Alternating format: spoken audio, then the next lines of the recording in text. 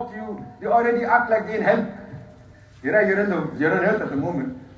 But the way they talk to you, I can't change me. No chance can I change. No, yeah, I've tried everything. I've been health. Yes, I got it. We don't like action. And that's why we struggle. Allah looks at the one who tries, not the one who speaks. The one who actually does things.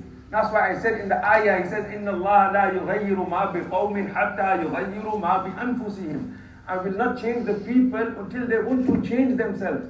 Change doesn't come from a conversation in the car with your boys at 11 o'clock at night after that nice zoo hits. Oh yeah, man, I feel like I need to change, Well, obviously you're stoned right now, you think you're going to need to change. That's what's going to happen then. Nothing's going to change then, brother.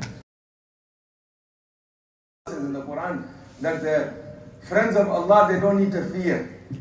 He says in the hadith that the friends of Allah, they see with eye, they have the... It was a cat. And the Prophet ﷺ said every night she wouldn't give the cat shelter, she would tell the cat, get out of my house. Because the way she treated this cat, the Prophet ﷺ said, Allah has thrown this woman into hell. None of her namaz counts no more. Every time she read the namaz and she swore at the cat, that namaz went. Every time she gave zakat and she came back and she said something wrong to her cat, it went. That was a cat. How many of us are like that with our younger brothers, as elder brothers? How many of us are like that towards our sons as fathers? How many of us are like that towards our mothers as sons?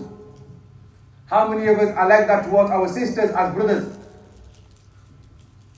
Towards our cousins, towards our friends?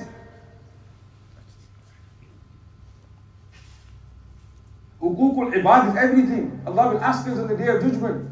You know when the mizan is going to be scaled, when the scale is going to be weighed, if your good deeds are all the way up here, a good guy, the guy could have been alive yesterday and you could have been cussing him. Let's be real now. Let's just be out. Let's be real and brutally honest.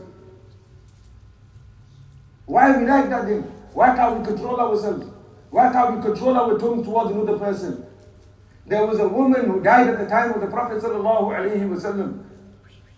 Extremely namazi, extremely abadi, extremely charitable. She was the best amongst the companions in everything and all the deeds that she did. When she passed away, the companions were praising her.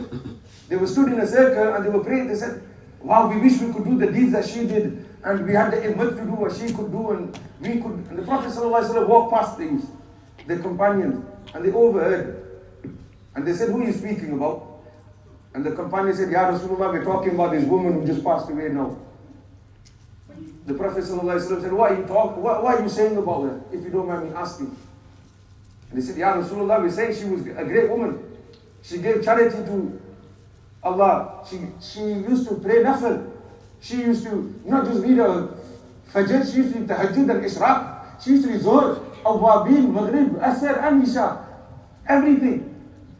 She was always in constant zikr. The Prophet ﷺ said she's going to hell. The companion said, Ya Rasul, what are you talking about? We don't understand this. We can't fathom what you just said to us there, Ya Rasulullah. She read her namaz. That's the test.